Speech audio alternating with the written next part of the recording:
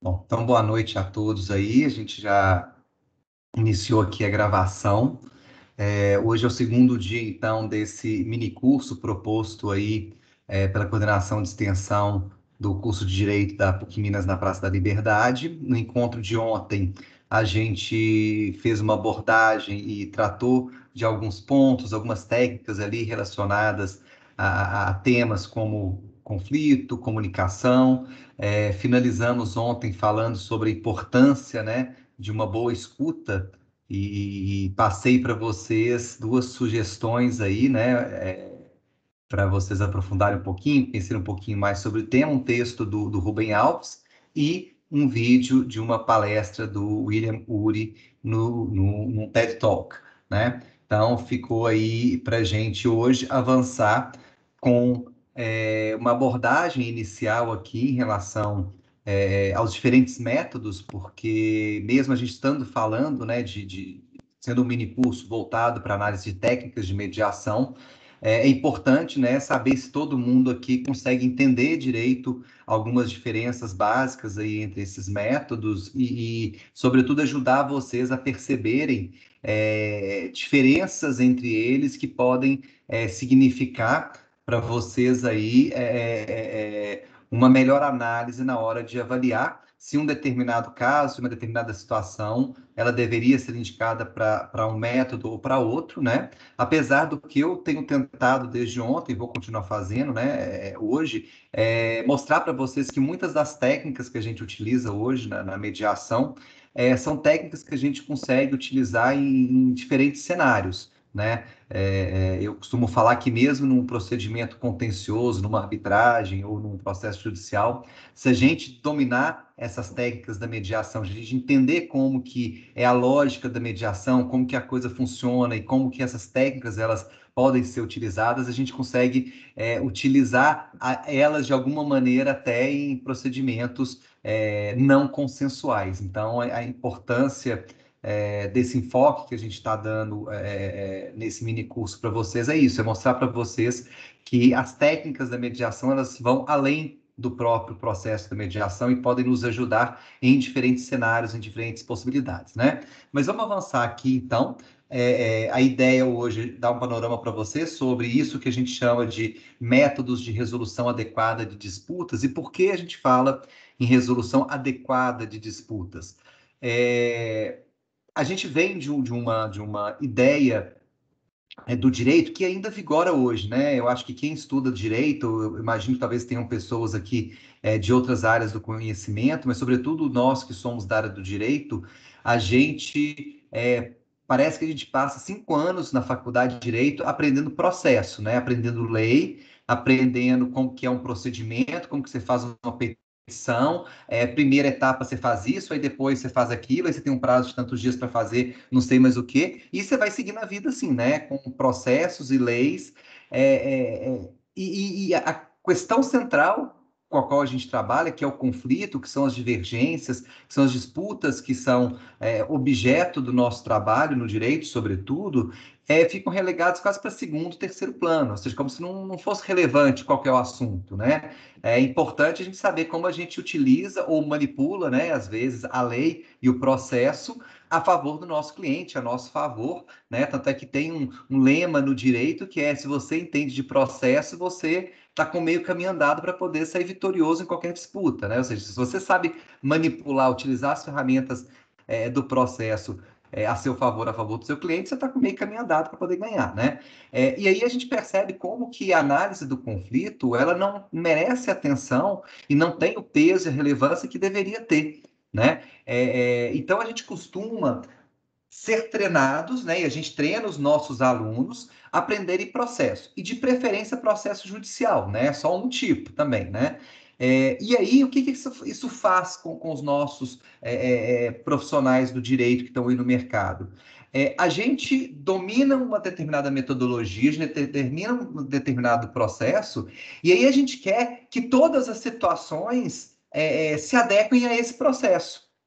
Né? Então, se eu aprendi a fazer petição inicial, se eu aprendi a interpor recurso, se eu aprendi a fazer sustentação oral no tribunal, É isso que você, meu cliente, vai ter que aprender a viver, porque o seu caso vai ter que se enquadrar nessa caixinha, vai ter que caber nessa caixinha, né? A caixinha do contencioso, né? Então, assim, a gente sempre trabalhou no direito com a lógica de que os conflitos têm que se adequar ao método que existe, né? Então, a gente domina o método e o conflito que se encaixa nisso.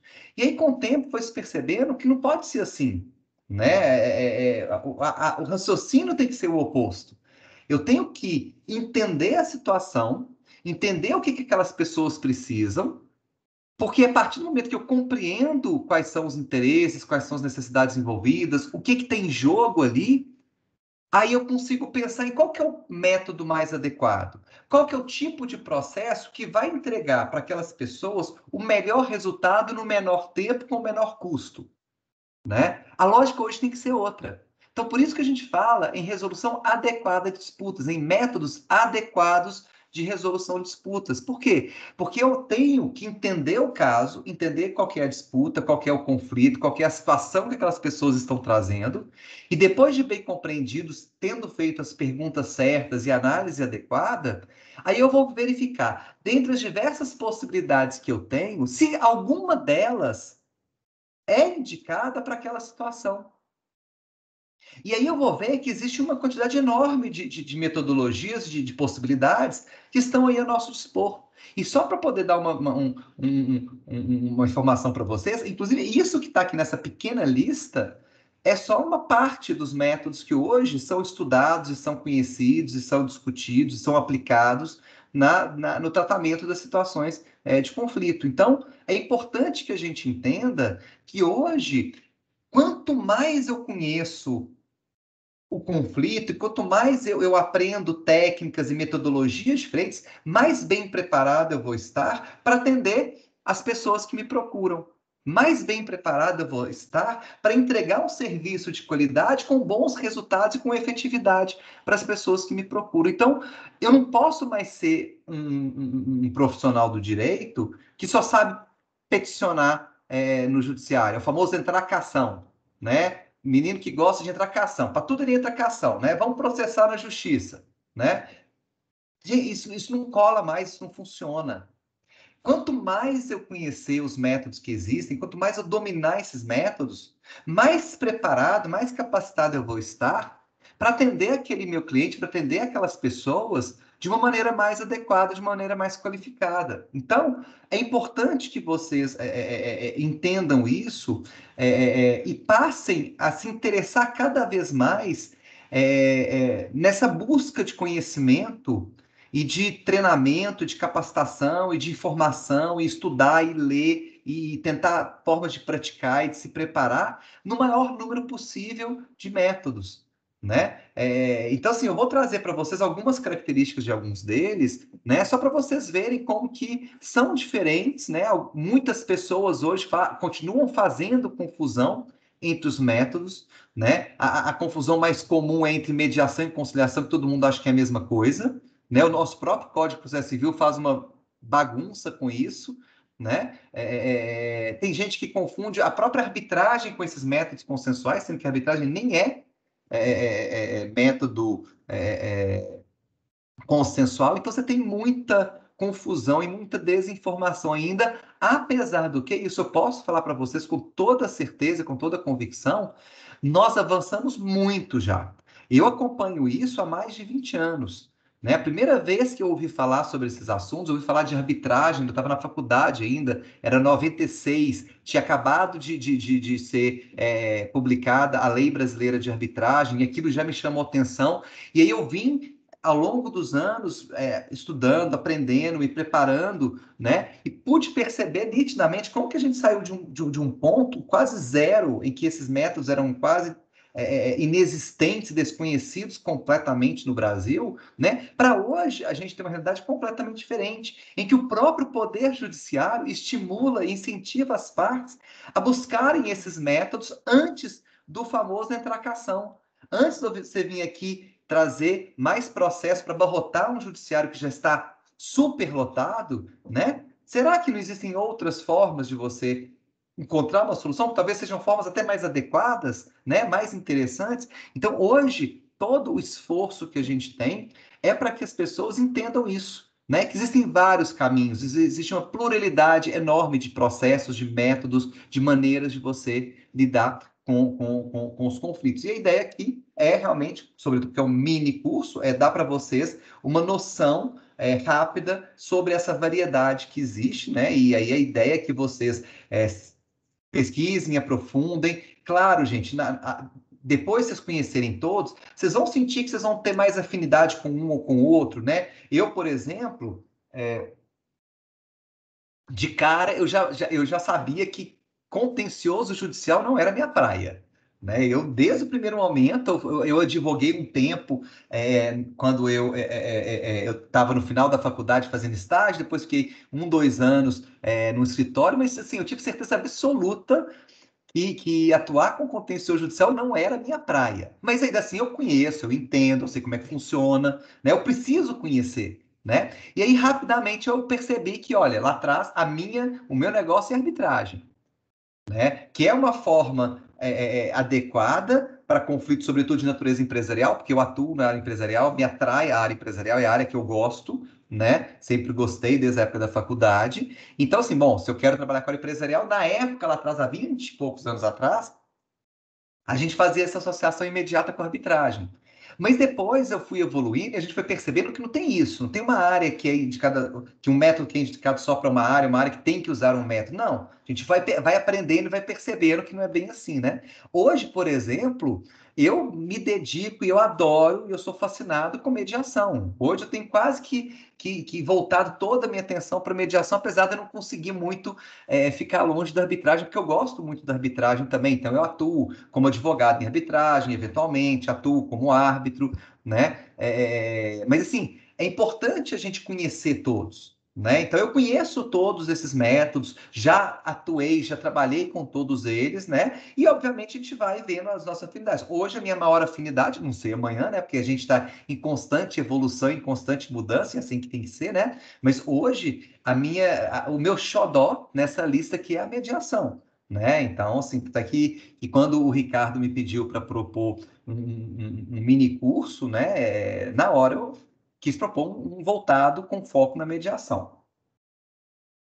Mas vamos lá pincelar para vocês algumas diferenças aqui, algumas características principais entre esses métodos e, de alguma maneira, mostrar para vocês como que a gente consegue identificar características que podem ser sinalizadores para a gente depois conseguir direcionar os casos, né? Então, por exemplo, primeiro que aparece aqui, e aí eu vou me ater só a esses 6 métodos que estão aqui hoje, tá, gente? Então, assim, primeiro a gente fala de negociação.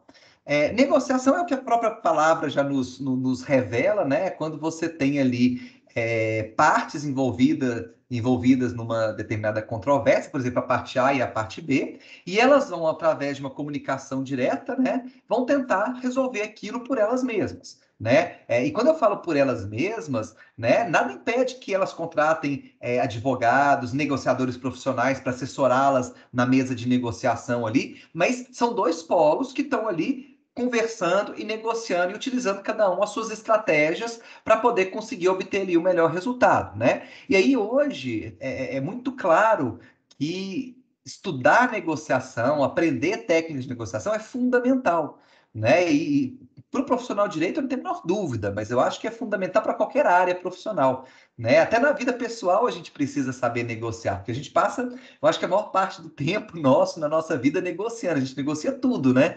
Para tudo a gente negocia, negociando com o nosso filho, com a nossa esposa, com o marido, com o namorado, com o amigo, com o colega de trabalho, na hora que você vai contratar um serviço aqui, comprar não sei o quê, a gente está o tempo todo negociando. Então, quando a gente domina melhor as técnicas, a gente entende como é a dinâmica de uma negociação e como que a gente pode obter melhores resultados e aprender a superar as dificuldades, às vezes, que a gente encontra numa negociação é sempre muito positivo, sempre muito bom. Então, essa é esse é um primeiro passo que eu oriento todos vocês a buscarem mais informações, tá? Existem hoje cursos, existem hoje treinamentos, existe hoje material de sobra e vídeos no YouTube, materiais gratuitos na internet de muito boa qualidade. Tem a nossa grande referência hoje, acho que no mundo inteiro, em termos de negociação, é o programa de negociação da Escola de Direito da Universidade de Harvard, que inclusive de onde vem lá o William Ury, daquele livro que eu comentei com vocês na aula de ontem, que é o Como Chegar ao Sim, que inclusive estabeleceu ali as bases, os 4 pilares básicos hoje dessa negociação baseada em interesses e do que hoje a gente trabalha muito na mediação, né? E aí, se vocês se interessarem, deixa eu só conferir aqui o site direitinho, onde vocês vão encontrar, eu acho que é pom.edu, deixa eu ver aqui, ó. Só ver aqui. Ó, o site eu vou digitar para vocês, que eu acho que vocês não têm acesso aí ao chat, né? Mas o site é P de pato, O-N de negociação, que é Program on Negotiation, pom.harvard, né, como a Universidade Harvard, .edu. Então, se alguém se interessar, obviamente, né, gente, o material lá está todo em inglês, né? Então, assim, quem às vezes tiver uma dificuldade com inglês, vocês conseguem muito dos materiais lá traduzidos hoje já em português, tá? Mas é a nossa principal referência aí, então estou passando ela para vocês. O próprio William Ury, ele tem o site dele na internet que tem muito material, inclusive já em português, para vocês acessarem. O site dele é williamuri.com, tá? O Uri dele é URY. Então, vocês dão uma pesquisa aí na ferramenta de pesquisa que vocês quiserem, vocês vão achar muito material aí. Estou indicando só um ou outro para vocês aí, tá? Bom, mediação, que é o nosso foco aqui, aí a gente já está numa outra lógica, numa outra dinâmica. Por que uma outra lógica, uma outra dinâmica? Porque agora a gente, de alguma maneira ou por algum motivo, a gente percebeu que a negociação com comunicação direta entre as partes não foi muito efetiva, não conseguiu resolver tudo, ou chegamos em impasses, em entraves ali difíceis de serem transpostos, e o que a gente vê muito comumente é as pessoas, quando elas se sentem frustradas na mesa de negociação, elas já querem partir direto para o contencioso. Vão embora e tracação. Não fez acordo aqui, então nós vamos resolver lá na justiça. Não, não precisa disso, né? O que você pode fazer nesse momento? Você pode manter a lógica consensual, manter a lógica de busca de uma solução que as partes continuem tendo controle sobre ela, né? Uma solução amigável, uma solução construída em conjunto, mas reconhecendo que vocês têm dificuldades nessa comunicação direta e chamando alguém de fora para poder colaborar com aquela comunicação. Essa pessoa de fora, esse terceiro que vem, ele então está numa posição privilegiada, porque ele não vai ter vínculo com nenhuma das partes, ele não vai ter interesse no caso ali, se vai resolver de um jeito ou de outro, então tem que ser um terceiro imparcial, né, independente, ou seja, sem vínculo nenhum com o que está sendo tratado ali, e que então ele vai estar nessa posição distanciada e vai conseguir enxergar melhor o que está acontecendo, onde que estão as falhas de comunicação, onde que estão os nós para ajudar a desatar aqueles nós. E aí você traz esse mediador com a função de trazer esse olhar e fazer a diferença ali naquelas tratativas, naquela comunicação das partes. E aí, esse terceiro, quando ele vem no papel de mediador, ele vem com uma preocupação de realmente dar efetividade para a resolução mais amplo possível, a mais ampla possível, para o que está sendo discutido ali. E não só com um acordo, assinar um papel e pronto, acabou, vamos embora para casa, porque às vezes um papel não resolve nada. Às vezes o problema está em outro lugar, o problema vem de uma outra confusão que teve lá atrás que ninguém está falando aqui abertamente. E o mediador, por estar nessa posição privilegiada, inclusive pode conversar em separado com as partes, pode tentar entender o que está rolando por trás da fala de cada uma, né? Então o mediador ele vem com esse olhar mais amplo. Uma outra possibilidade, e aí vem a diferença, então, né, da mediação para a conciliação, é que às vezes o que eu preciso é realmente só do papel, é só do acordo mesmo. A questão é muito objetiva, é muito direta, a gente não tem muito o que ficar discutindo, Porque a gente precisa que alguém que venha de fora analise junto com as partes o que está acontecendo e ajude as partes a construir aquele acordo, inclusive podendo dar opinião, podendo fazer sugestão. Agora, muito cuidado, tá, gente? Porque muito do que a gente tem visto aí de conciliação, ou do que se padronizou chamar de conciliação, nem conciliação não devia chamar. O famoso, e aí, doutora, tem proposta de acordo? Doutor, e o senhor? Não? Olha, eu acho melhor a senhora fazer uma proposta, porque se eu conheço o juiz aqui, se ele pegar esse caso aqui para resolver, a situação vai ficar ruim para a senhora. Ô, doutor, melhor se eu aceitar, hein? Gente, isso não tem nem nome para isso. Tá? Inclusive, quando começa com umas estratégias de coação, aquelas sessões de 5, 10 minutos, vão embora, que a pauta está longa e temos que passar para o próximo. Não dá nem para chamar isso de conciliação. Tá certo? Uma conciliação bem feita, bem conduzida, inclusive ela utiliza muito das mesmas técnicas que a gente utiliza na mediação. O procedimento nem é tão diferente, só que ele vai ser mais objetivo, mais direcionado, mais focado no acordo. Tá certo? Então, Leandro, mas e aí? O que que eu faço? Como que eu escolho entre mediação e conciliação? Exatamente dentro do que eu falei. Se você imagina que aquela situação que você está trazendo, uma situação que ela pode ser mais complexa do que parece, pode ter ali questões que não estão muito claras, pode ser que aquele conflito seja maior do que está parecendo, é o famoso iceberg, né? Conflito iceberg. Você vê uma pontinha, mas você não faz ideia do tamanho da pedra de gelo que está ali embaixo. Né? Então, aí você já pensa na mediação. Porque o mediador ele vem com essa preparação, com essa capacitação para olhar a coisa de maneira mais ampla. Se é uma coisa pontual, fácil, rápida e um acordo vai meio que resolver tudo, aí você já pensa na conciliação. Vou dar dois exemplos clássicos para facilitar para vocês.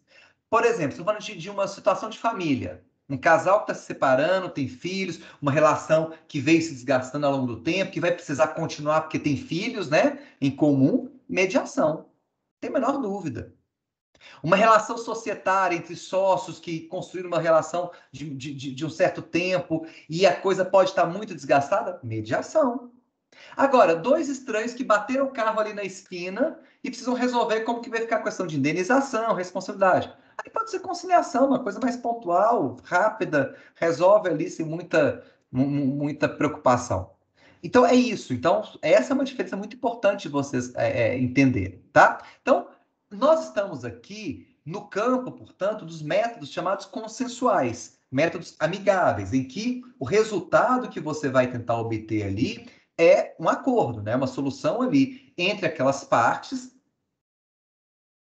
que venha das próprias partes, e aí é fundamental, tá, gente? Nesses métodos, ninguém vai impor nada, ninguém pode impor nada. A decisão, se ela vier, tem que vir pela livre vontade das partes. Impera a autonomia da vontade aqui. Tá? As partes vão fazer se elas quiserem, vão caminhar se elas quiserem, vão até onde elas quiserem, e só vão aceitar aquilo que faça sentido para elas. Tá certo? Agora, a gente pode caminhar para numa outra direção. Por exemplo, se eu estou falando de uma situação mais complexa, né? Às vezes uma questão mais técnica, e eu preciso de ter ali uma visão de profissionais da área, pessoas técnicas naquela área específica, eu tenho um método hoje que tem ganhado cada vez mais força, né? Sobretudo em contratos envolvendo administração pública, contratos de engenharia, esses contratos de execução continuada que a execução do contrato ela é longa e a chance de dar problema toda hora é muito grande, né? Então, tem se trabalhado muito com a ideia do chamado dispute board, que aqui no Brasil tem sido tratado como comitê de resolução de disputas, né? Ou comitês técnicos, tá? E qual que é a ideia dessa outra metodologia?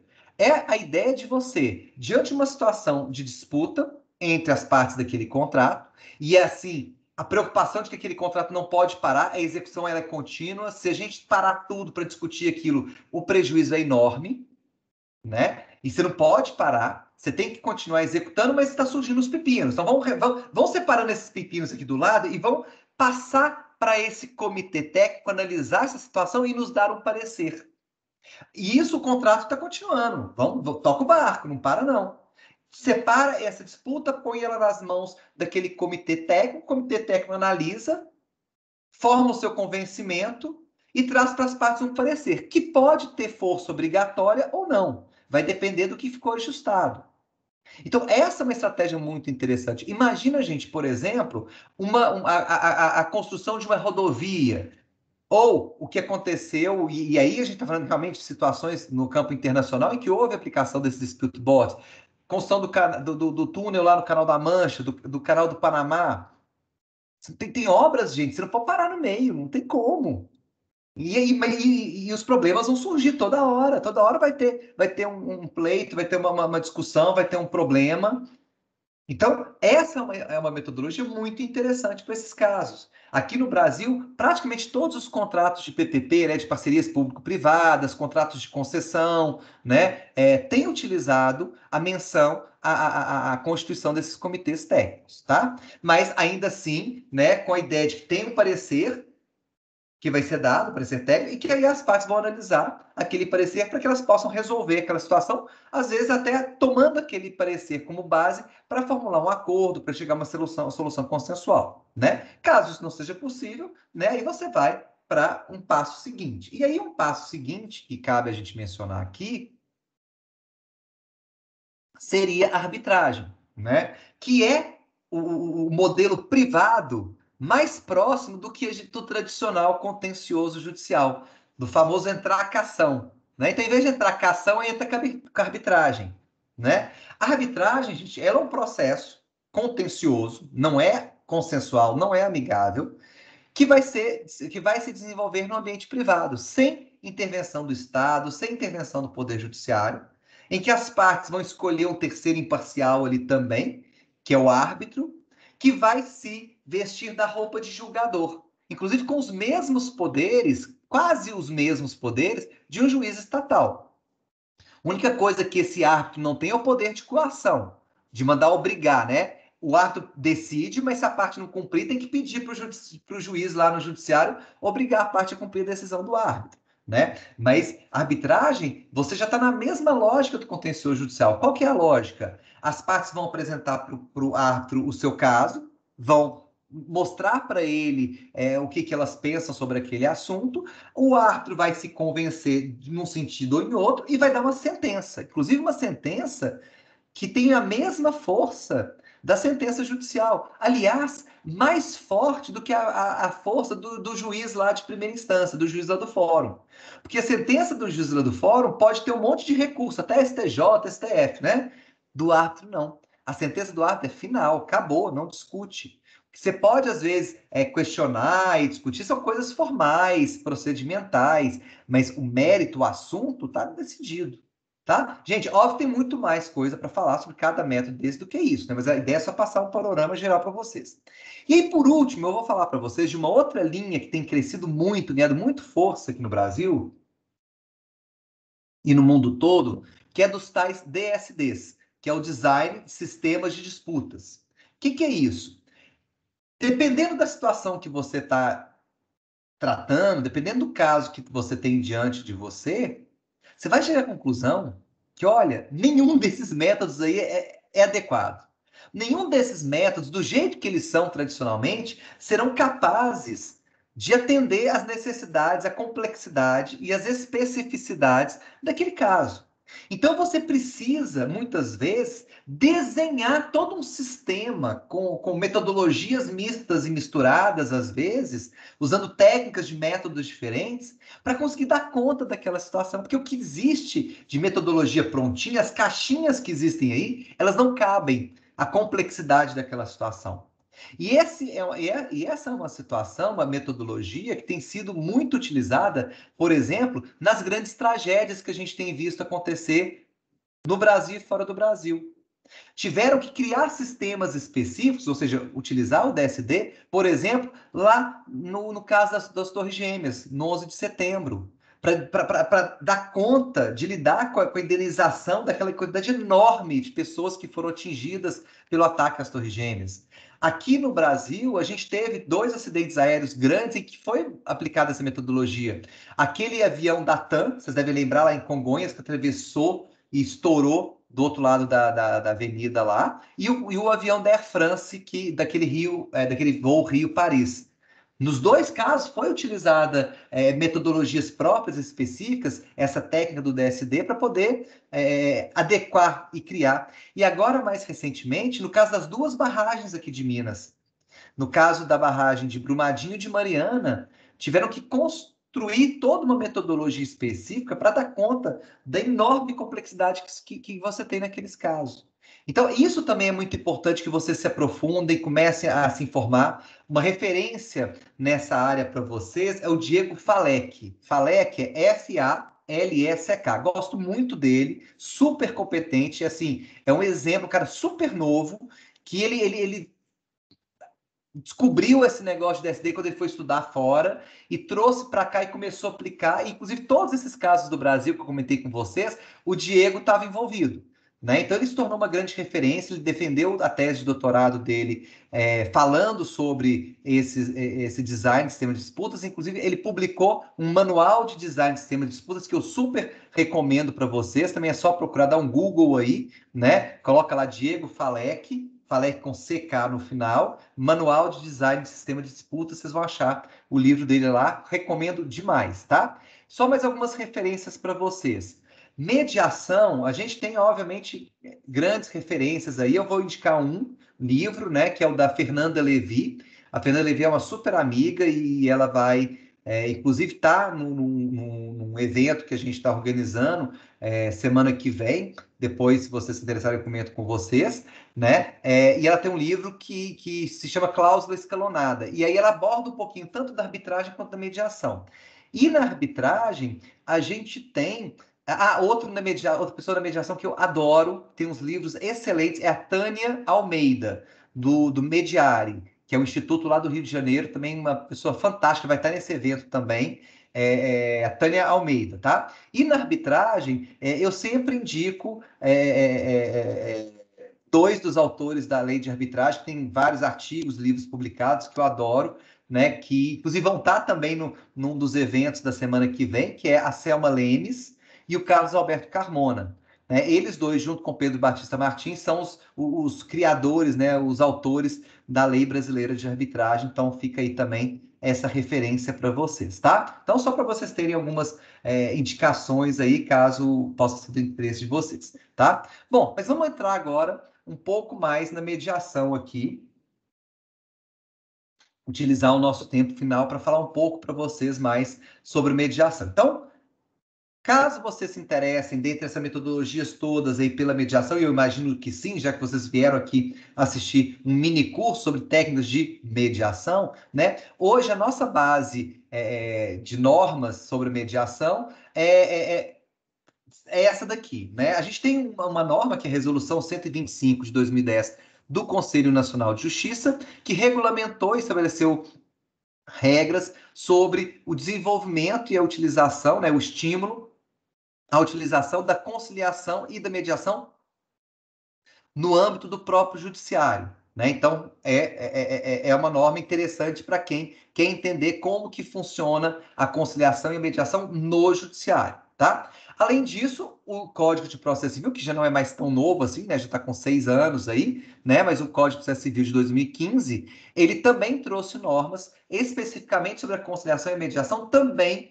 no âmbito judicial. Agora, a mediação, esquece a conciliação, a mediação, especificamente, ela também ganhou uma lei própria em 2015, que é a Lei 13.140, que trouxe normas gerais sobre a mediação, mas também trouxe normas específicas sobre mediação no judiciário e também a novidade, mediação fora do judiciário, a mediação privada, extrajudicial, tá? Então, essas são as normas principais que quem quer trabalhar com mediação, conhecer mais sobre mediação, tem que conhecer essas normas aí, ler, entender, estudar essas normas aí, tá bom? Destaquei de todas essas aí, uma norma que eu acho que ela é muito importante, que aparece no Código de Processo Civil, está lá no parágrafo 2º, no parágrafo 3º do artigo 3º, né? Que é muito importante, por quê? Porque está dentro do Código de Processo Civil. E os processualistas são os profissionais de direito que mais valorizam e mais se empenham em entender e trabalhar com o processo contencioso judicial. E, consequentemente, são talvez os profissionais do direito que mais resistência sempre tiveram à utilização desses outros métodos para resolver o conflito. A maioria, claro que a gente tem vários profissionais que são super favoráveis a esses métodos todos, e hoje cada vez mais, né, isso tem acontecido, as resistências têm diminuído muito, né, mas a gente sempre teve muitos profissionais da área de processo civil que viam com maus olhos mesmo e falavam mal, alguns até hoje falam, né, de mediação, de conciliação, de arbitragem, com muita resistência, né, mas por que essa norma é importante? Porque ela está lá como norma fundamental do processo civil brasileiro. Ou seja, um recado direto para quem está atuando no contencioso judicial. Magistrados, advogados, defensores públicos, Ministério Público, enfim, todo mundo que atua hoje no processo judicial tem que estar atento a possibilidade, as oportunidades, né, o que a gente chama de janelas de oportunidade que podem aparecer antes de se iniciar um contencioso judicial, ou mesmo durante, né, para que se tente buscar uma solução consensual, que se encaminhe as partes e aqueles casos para algum método mais adequado e que possa atender melhor aquele caso, de preferência que seja consensual. Então, é uma norma muito importante que valoriza a mediação dentre os outros métodos aí e que eu acho importante a gente sempre destacar. Mas vamos falar aqui rapidamente também de alguns princípios da mediação de forma bem rápida, bem sucinta, tá? E que são fundamentais a gente observar. Né? Eu coloquei esse paralelo aqui entre o que está no CPC e o que está na lei de mediação, só para vocês verem que há algumas diferenças, mas de toda forma, esses princípios todos eles são cabíveis para mediação, independente de estar na lei de mediação ou no CPC, tá?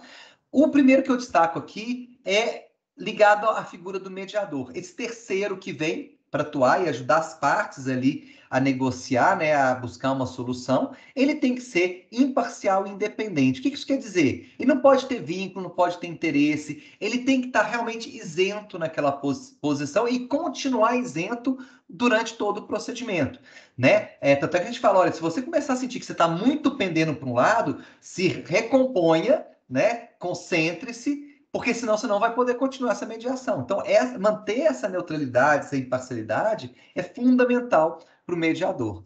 Outra questão muito importante na mediação é que as mediações, elas normalmente são baseadas na comunicação verbal, né? No diálogo, na comunicação, na conversa, né? Então, a mediação se baseia muito na oralidade, na expressão oral, óbvio, né? Com suas adaptações aí, se a gente está falando de pessoas com deficiências, né? Nada impede que uma pessoa surda ou uma pessoa que tem alguma outra dificuldade ainda participar de uma mediação. Você vai fazer as adaptações, ela vai se comunicar na língua que ela dominar, usa Libras, se for preciso, entendeu? Né? Então, assim, você tem mas tem essa ideia de que tem que ter uma comunicação direta entre as partes ali. Mas nada impede, eventualmente, trocas de manifestações escritas, né? De apresentação, às vezes, de documentos para as partes entenderem o que a outra está falando, né? Para comprovar se alguma coisa que está falando e a outra não está acreditando. E que, olha, deixa eu te mostrar aqui. Eu te falei, você não está acreditando em mim? Está aqui o documento que eu te falei. Então, não tem problema nenhum. Outro princípio que é fundamental na mediação é o da informalidade, da flexibilidade do procedimento, né? Vocês vão ver, eu vou mostrar para vocês uma estrutura básica de como que funciona uma mediação, mas na prática a gente tem uma flexibilidade muito grande, a gente vai se adaptando. Um bom mediador, ele tem que ter jogo de cintura, ele tem que saber se adaptar ao caso, às necessidades das partes, ao que precisa ser feito naquele momento, que pode ser diferente do que está lá no seu roteirinho. Não dá para você seguir um roteirinho e ir com ele a ferro e fogo até o final. Esquece isso. Outro princípio que é fundamental é da autonomia da vontade das partes, ou seja, só vai ter mediação se as partes quiserem. O mediador tem que ser escolhido ou aceito de livre, espontânea vontade pelas partes. Elas vão para a mediação e vão ficar o tempo que elas acharem que faz sentido. Só vai ter acordo se elas concordarem. Tá? Então, tudo ali é baseado na vontade das partes. Essas partes, elas têm que ser tratadas o tempo todo com igualdade, com isonomia. Então, uma parte tem advogado, outra não tem. Você não vai fazer mediação, esquece. Uma parte com advogado, outra sem, cadê a isonomia? Aí eu vou conversar em separado com uma parte, mas não vou conversar com a outra? De jeito nenhum. Conversou em separado com uma parte, vai conversar em separado com a outra. Deu a oportunidade para uma parte falar, dá a oportunidade para a outra pode até não querer falar. Mas a oportunidade você tem que dar. Garantir essa igualdade de oportunidades é fundamental para o mediador, para garantir o sucesso da mediação. Outra coisa, é objetivo da mediação a busca do consenso, mas não pode ser um consenso forçado. E não pode ser a qualquer custo. As partes, elas têm que tomar decisões devidamente conscientes e informadas. E se eu percebo a existência de má-fé de qualquer parte, se a parte está manipulando a outra, está utilizando de informações falsas, está induzindo o outro a erro, não tem mediação. Se não tem boa-fé, se você não percebe um legítimo interesse das partes em resolver aquilo de maneira válida, encerra a mediação. Você não vai fazer mediação onde existe má-fé. Então, são alguns princípios muito importantes e que a gente tem que estar atento o tempo todo, do começo ao fim na mediação. Gente, se eu estiver indo muito rápido, ou se alguém quiser fazer alguma pergunta, alguma colocação, pode levantar a mão aí que eu dou a palavra para vocês, tá? Então, assim, eu disparei o falatório aqui, mas a hora que vocês quiserem fazer qualquer intervenção, fiquem à vontade, ok?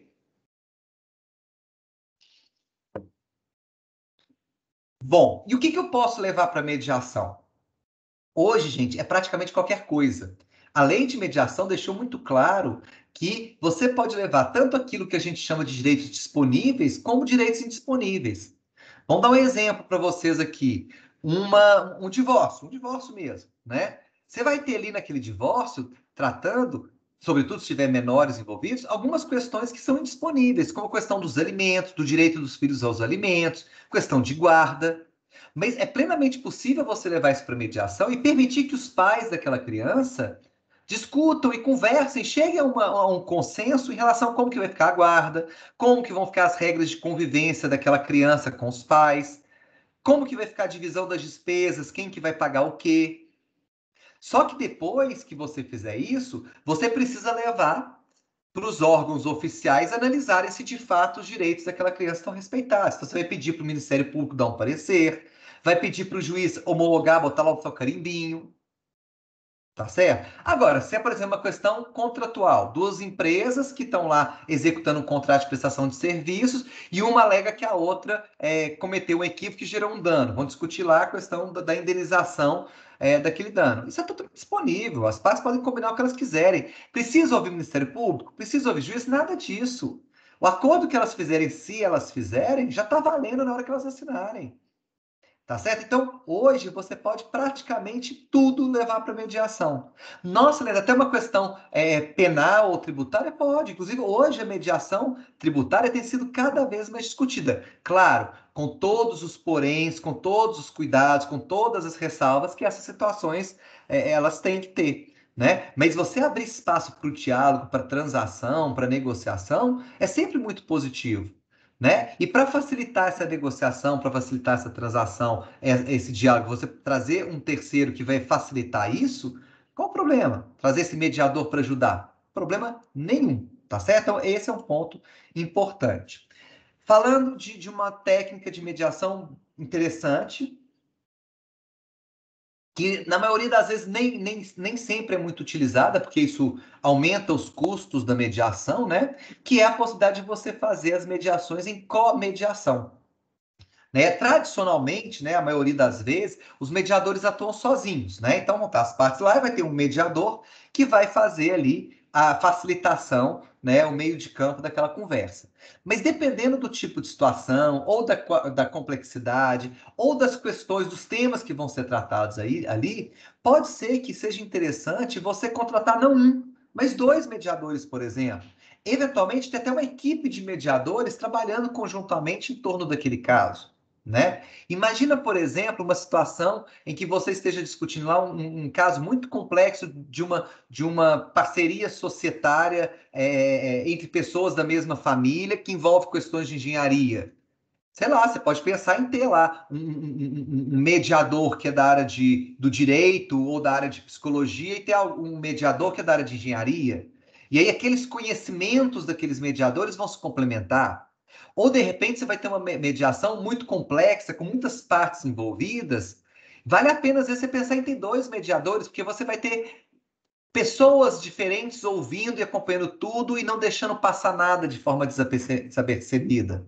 né? Então é importante a gente ter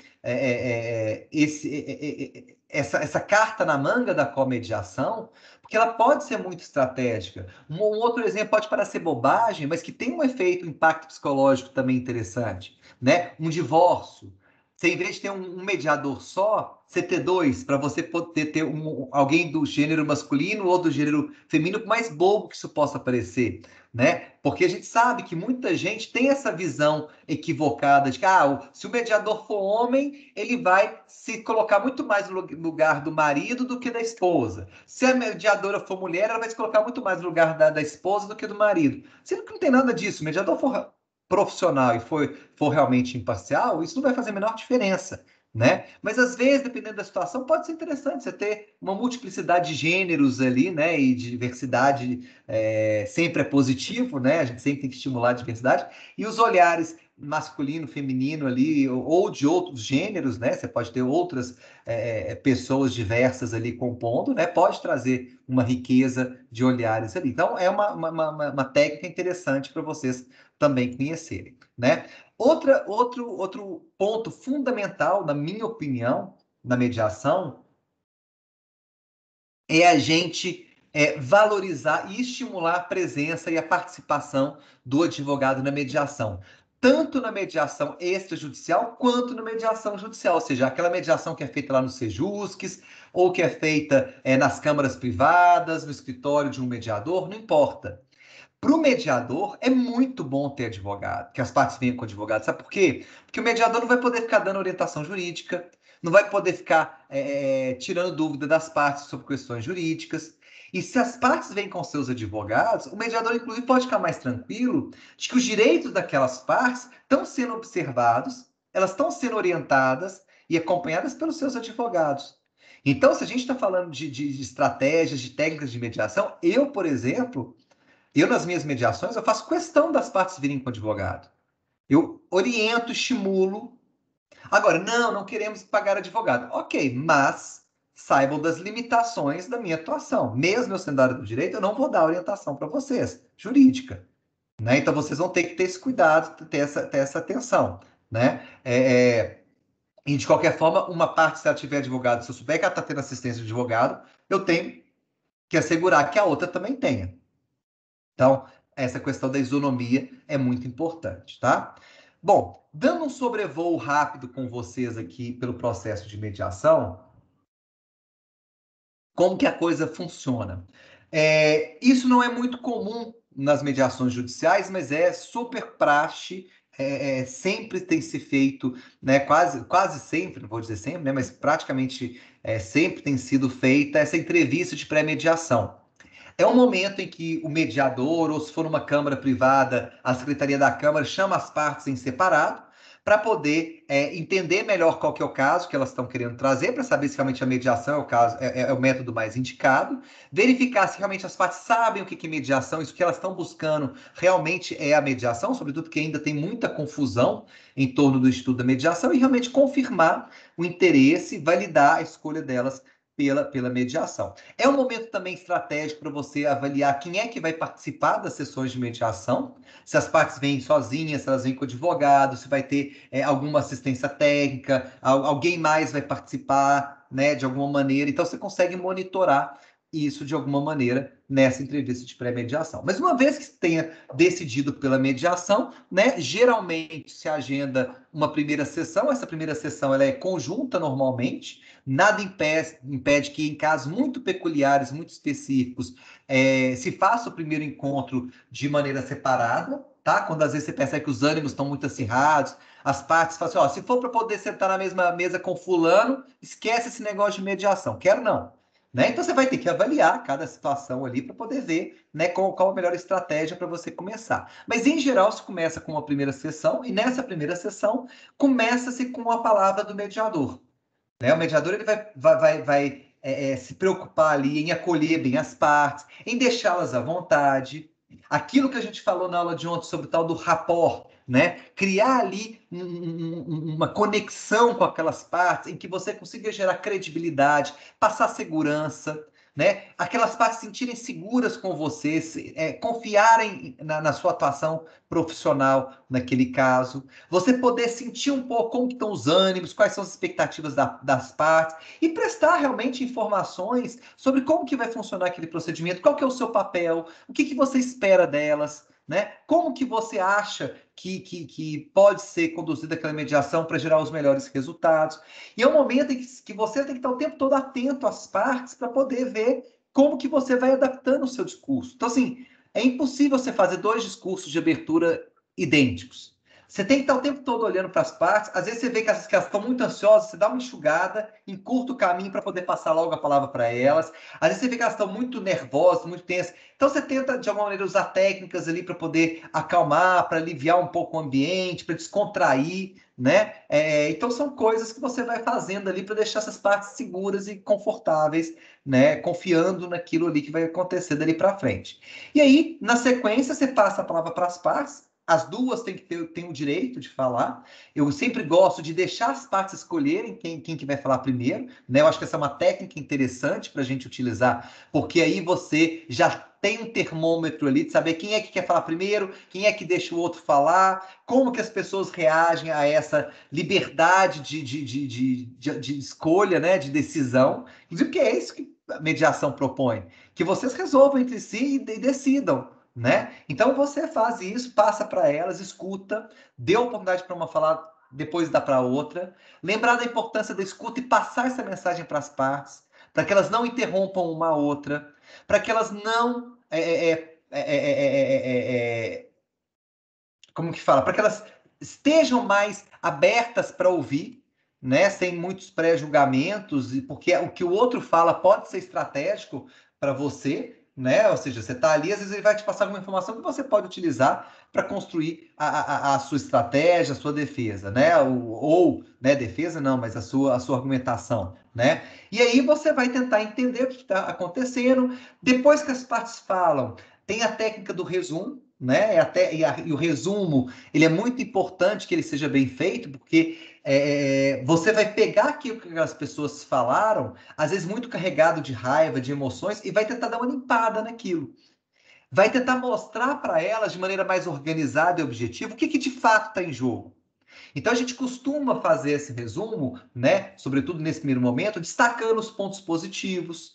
Quais aspectos da fala de cada um que mostram que a história é a mesma?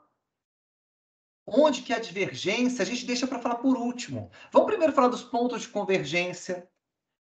Porque às vezes as partes chegam achando que está tudo errado, cada um acha uma coisa, e a hora que você vai construindo esse resumo, você vai mostrando para elas, olha, vocês não estão tão longe um do outro, não.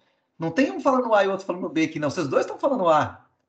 Aí tem um Azinho meio destoando do outro aqui, mas aí se organiza as ideias. E aí no final você fala assim, olha, mas pelo que eu entendi, o que vocês de fato precisam discutir é pá, pá, pá, pá e pá, que é o que a gente chama de agenda de trabalho. Então tem que conversar sobre o divórcio, tem que conversar sobre a guarda dos filhos, sobre convivência e tal. Desses pontos todos, deu para entender que vocês já estão mais ou menos de acordo em relação ao divórcio. Me pareceu que a questão da guarda também está mais encaminhada. E você vai ajudando a organizar e mostrar para eles o que de fato é uma questão mais delicada e o que não é. E o estratégico aqui, o ideal é que você oriente as partes na hora de definir quais são os pontos que elas vão trabalhar, né? Identificar quais são os interesses realmente que estão ali por trás, quais são as questões que precisam ser discutidas, que elas comecem a conversar pelas questões que estão mais fáceis, pelas questões mais simples de resolver. E deixa aqueles assuntos muito cabeludos lá para o final. Por que isso, gente? Porque à medida que você vai resolvendo assuntos, você vai dando um gás, dando um ânimo para as partes. E você pode usar esse argumento. Olha, sei que está difícil falar disso aqui agora, mas olha para trás o tanto que vocês já andaram. Olha o tanto de coisa que vocês já resolveram. Será que vale a pena jogar isso tudo por terra e voltar a estaca zero?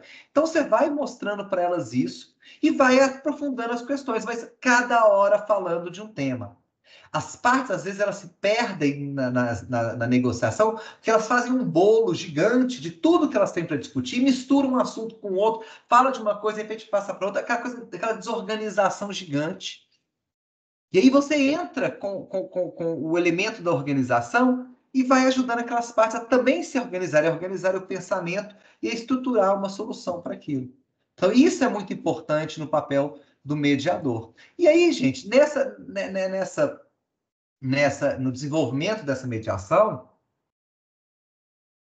você vai utilizar várias técnicas. Uma que está destacada aqui é a técnica do caucus, né, da chamada sessão privada, que você pode utilizar em diversos momentos diferentes, né? Sentiu que o clima começou a ficar pesado, às vezes vale a pena você chamar para conversar em separado cada um, esperar os ânimos acalmarem e voltar, né? Você sentiu que uma parte tá muito calada, está meio travada, opa, tem alguma coisa ali que não está sendo falada. Chama elas em separado para tentar ver o que não está sendo falado. Viu que está caminhando bem, mas você está na dúvida se aquelas partes estão preparadas para, de fato, começar a negociar, começar a trazer propostas concretas e eficazes para a mesa, chama elas para conversar em separado e testa, né? Faz alguns testes de realidade com elas. Peraí, você vai propor isso mesmo? E se fosse você do lado de lá, você aceitaria isso? É uma pergunta que eu não posso fazer de jeito nenhum para essa parte na frente do outro. Não posso. Tem uma técnica que ela é trabalhada no livro lá que eu comentei com vocês no Como Chegar ao Sim, que é a técnica do BATNA. Quem traduzindo para o português seria a melhor alternativa para um acordo negociado, que é você testar com aquela parte os melhores e os piores cenários que ela teria, né, para poder ela avaliar o que ela consegue de fato, de forma realista naquela mediação, naquela mesa de negociação ali. Qual que é o melhor e o pior cenário que ela consegue enxergar dentro ou fora daquela mediação? Então, você tem várias técnicas que você pode utilizar e que elas só fazem sentido numa sessão privada. Tem coisas, gente, que não adianta você perguntar para a pessoa na frente do outro que ela não vai te responder com sinceridade, né? Peraí, mas você acha que essa é uma proposta adequada? Se eu estou perguntando isso para ela, na frente da pessoa, para quem está fazendo proposta, ela vai me responder o quê? Óbvio que é uma proposta adequada. Se não fosse, eu não faria. Mas se você pergunta para ela em privado, ela já vai refletir um pouco mais. Realmente, talvez se eu tivesse ouvindo essa proposta, eu até me sentiria ofendido. Pois é, então por que você vai fazer essa proposta para ele? Não tem como você repensar, reformular e fazer algo diferente? Eu não posso fazer isso numa sessão conjunta. Mas aí você preparou as partes, desenvolveu, e aí você vai para a fase efetivamente de negociação, que é muito interessante a gente ver, né? Quem já participou de alguma conciliação, nos juizados aí, a gente vê que a coisa meio que pula do bom dia para a etapa final, né? E aí tem proposta? Gente, isso é a última coisa que você vai perguntar numa mesa de mediação. Depois de você ter conversado, discutido, ter tido certeza que todas as informações necessárias estão ali colocadas, que tudo que precisava saber, todo mundo já sabe. Aí no final é que você vai falar assim, bom, então agora vocês conseguiram pensar em alguma proposta, tem alguma opção aqui para colocar, e o papel do mediador é estimular que elas pensem em uma multiplicidade de opções. Tem a opção A, que se não der certo, você tem a opção B, a opção C, porque se você vai, ó, essa proposta e pronto, acabou, não tem outra. Você reduz enormemente as chances de sucesso daquela mediação. E aí o mediador ele vai estar ali o tempo todo estimulando. E às vezes as pessoas falam assim, olha, a minha proposta é essa. E o outro fala assim, não, não aceito. Mas eu aceito desse outro jeito. Mas peraí, a proposta que você está fazendo aqui, pelo que eu ouvi, é exatamente igual a que ele falou. Parece que mudou só esse ponto. É isso mesmo? Porque às vezes as pessoas são meio surdas na mesa de negociação. Não sei se vocês já perceberam isso.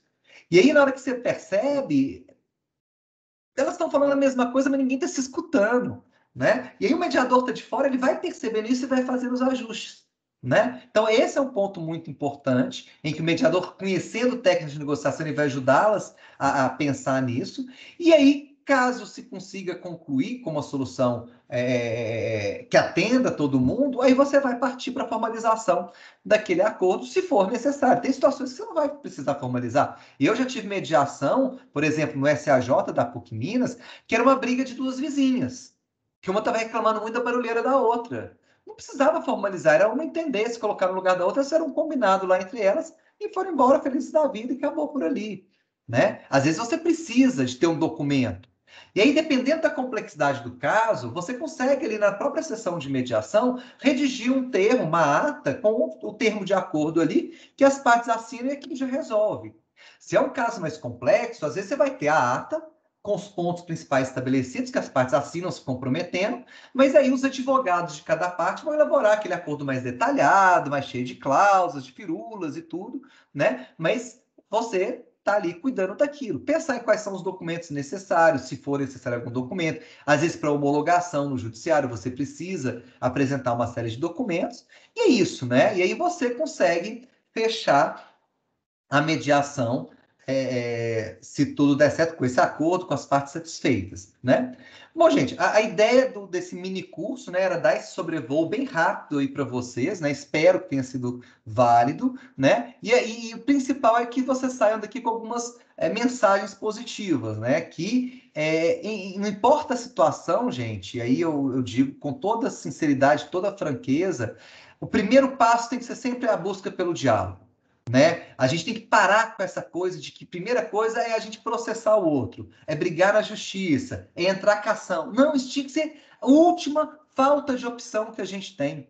Não devia nem ser considerada opção. Ir para o judiciário, gente, é falta de opção, né? Não que o judiciário seja ruim ou não seja um caminho necessário, mas que o diálogo seja a primeira opção, né? E que mesmo se a gente evoluiu para um outro método, que a gente esteja sempre atento às janelas de oportunidade que vão surgir ao longo do caminho. Porque às vezes, num determinado momento, as partes não estão abertas para o diálogo, mas algo muda com o passar do tempo e elas podem, de repente, mudar a sua postura. E vai ser interessante abrir essa porta para elas, né? Então, ter esse cuidado, saber se colocar no lugar do outro, saber ter esse cuidado, né? Saber entender o que está acontecendo, avaliar com muito cuidado qual a metodologia mais adequada, ajudar aquelas pessoas a buscarem soluções que atendam não só aos seus próprios interesses, mas a todos. Isso é fundamental, gente, mesmo numa visão egoísta.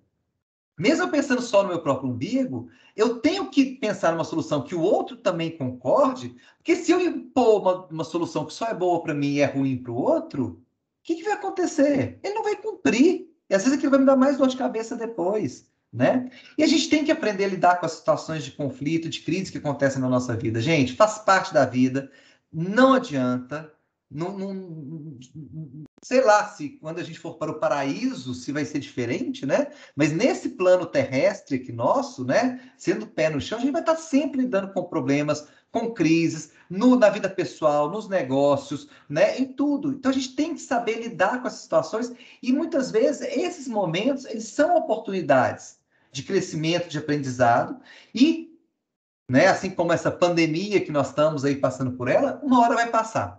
Uma hora vai passar e a gente precisa estar preparado para lidar com situações e se preparar para o que o futuro aí nos guarda. E eu espero realmente que a gente consiga ter um futuro aí com muita saúde, sem máscaras, com cursos presenciais para a gente tomar um cafezinho junto, poder se abraçar, poder trocar ideias pessoalmente, né? Mas enquanto isso não é possível, a gente vai fazer o melhor que a gente pode aqui no ambiente online. Era isso, gente. A mensagem está passada. Espero que tenha sido proveitoso para vocês, né? Quem conseguiu acompanhar desde ontem, espero que tenha dado realmente essa possibilidade de vocês terem essa visão geral, né? Quem não pegou ontem, entre em contato com o Ricardo ou com a Renata Furtado, para eles poderem passar para vocês a gravação. Por isso que eu fiz questão de gravar ontem e hoje, né? Para que vocês pudessem eventualmente voltar nesse conteúdo, caso quisessem.